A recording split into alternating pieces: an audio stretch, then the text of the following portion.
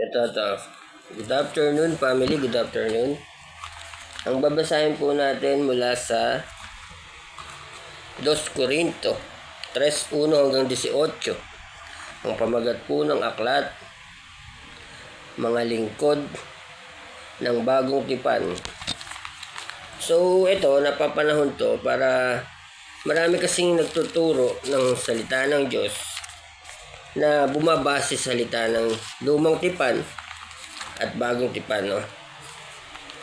So, dito, ipinapaliwanag yung kalayaan at saka yung pagkakaiba ng pagsunod sa kautusan na nakaukit o ng kautusan ng mga nakasulat sa Biblia.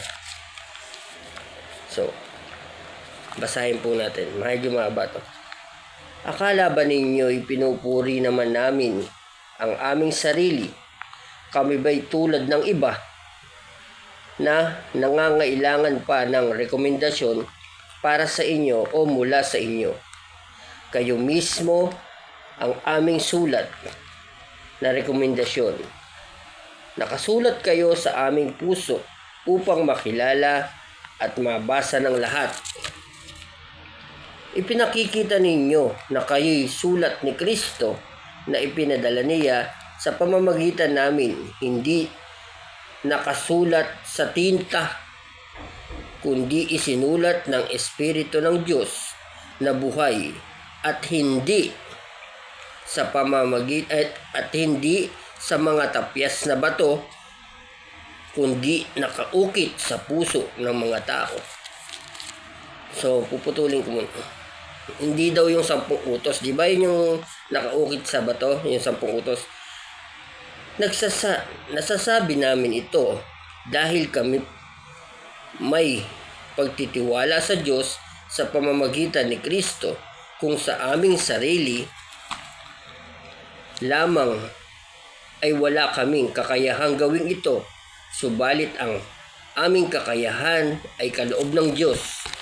Kaya napakahalaga po ng binabasa ang isang aklat. Hindi yung magbabasa ka ng isang talata tapos di mo naman naiintindihan yung buong kwento. Kaya maganda, binabasa yung buong aklat, no? Yung buong aklat, halimbawa yung 2 Corinto 3 hanggang 1 hanggang 18, babasahin mo lahat yun para maunawaan mo kung bakit sinasabi. Hindi natin pinagbabaha-bahagi ang salita ng Diyos. Itutuloy na po natin. Binigyan niya kami ng kakayahang maging lingkod ng bagong tipan. Isang kasunduang hindi ayon sa kasulatan, kautusang nakasulat, kundi ayon sa Espiritu. Ibig sabihin, hindi ayon sa kasunduang nakasulat, hindi yung mga kasulatan, yung mga kautusan, kundi ayon sa Espiritu, sapagkat ang kautusan na nakasulat ay nagdudulot ng kamatayan, ngunit ang Espiritu ay nagbibigay ng buhay. Nang ibinigay ng kautusan, nakaukit sa mga tapyas ng bato, sa mga tapyas na bato, nahayag ang kaluwalhatian ng Diyos.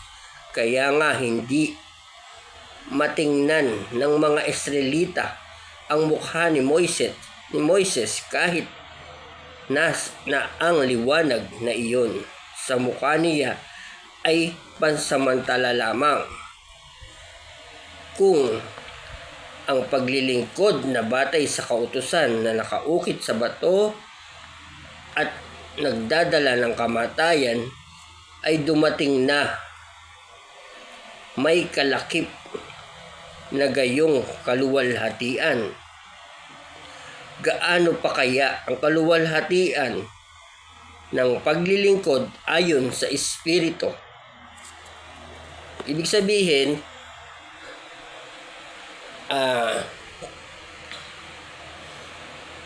banal na yung pagsunod sa kautusan, pero mas higit pa yung pagsunod sa Espiritu. May kaluwalhatian ng paglilingkod na nagdudulot ng mga hatol na kamatayan, lalo pang luwalhati ang paglilingkod na nakalulugod ay na nagdudulot ng pagwawalang sala. Dahil dito, masasabi natin dating kaluwalhatian ay wala na, sapagkat napalitan na ito ng higit na maluwalhati. Kung may kaluwalhatian ang lumilipas, lalong higit ang luwalhatian ng nananatili magpakailanman.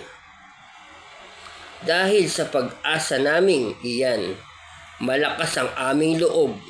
Hindi kami tulad ni Moises na nagtalukbong ng mukha para hindi makita ng mga Israelita ang paglipas ng kaluwalhatiang iyon.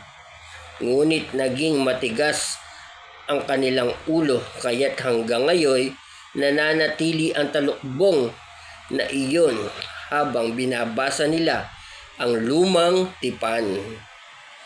Maaalis lamang ang talukbong na iyon sa pamamagitan sa pakikipag-isa kay Kristo. Hanggang ngayon, may talukbong pa rin ang kanilang isip tuwing binabasa nila ang aklat ni Moises. Ngunit kapag lumapit ang tao sa Panginoon, naaalis ang talukbong. Ito, pakinggan niyo mabuti. Ang Panginoong binabanggit dito ay ang Espiritu. Kung nasaan ang Espiritu ng Diyos ay mayroong kalayaan. At ngayon, naalis na ang talukbong. Nagniningning sa ating mga mukha ang kaluwalhatian ng Panginoon, at ang kaluwalhatiang iyan na nagmumula sa Panginoon na siyang Espiritu ang siyang bumabago sa atin mula sa isang antas na kaluwalhatiang hanggang tayo'y maging kalarawan niya. So, kung iisipin nyo, napakaganda ng mensahe dito, no? Hindi lang tayo tumatalima sa mga kautusan. Bagkos, nakakamtan pa natin yung mas higit na nararapat na kalooban ng Diyos at mas makakabuti sa ating bilang mga tao. So, maraming salamat po. Patawarin niyo po kami sa aming mga nagawang kasalanan sa isip, sa salita, sa gawa, sa espiritu, at sa laman. Ingatan niyo po ang mag-iingat sa amin at pagpalain ang magpapala sa amin. So, maiigsiin ko lang ang sinasabi dito, pag ikaw yung sinusunod mo yung mga kautusan, nagdudulot iyon ng kamatayan sa ating mga espiritu. Diba? Para tayo magkasala sa harap ng Panginoon. Pero kung ikaw naniniwala na si Kristo ang ating Panginoon at ang Diyos, at siya sa pamamagitan ng mga ginagawa nating kabutihan ay isang iyong pananampalataya. Ibig sabihin, dito nga sa Biblia, yung 10 utos ginawa na lang 2, di ba? Ibigin mo ang Panginoon mong Diyos ng buong puso, ng buong isip at ng buong kaluluwa. Ibigin mo ang iyong kapwa gaya ng iyong sarili. Pag sinunod mo yung 2 na yon, yung buong kautusan na yon, nasa ilalim na ng 2 kautusan na bago. Kaya ko to isinare kasi maraming ang pastor ngayon na kung noon maraming magpapakilala ng mga bulaang propeta, ngayon maraming lilitaw ng mga bulaang guro. Ipipilit nila na makasalanan tayo. Kasi ang gusto nilang ipakita na sila yung tama. Pero ang totoo nun, inililigaw lang tayo. Basta tayo na taimtim tayo na nananampalataya na hindi natin ginagawa yung hindi kalooban ng Diyos, okay na yan. Maraming salamat po sa ating lahat. Pagpalain tayo sa pangalan ni Jesus.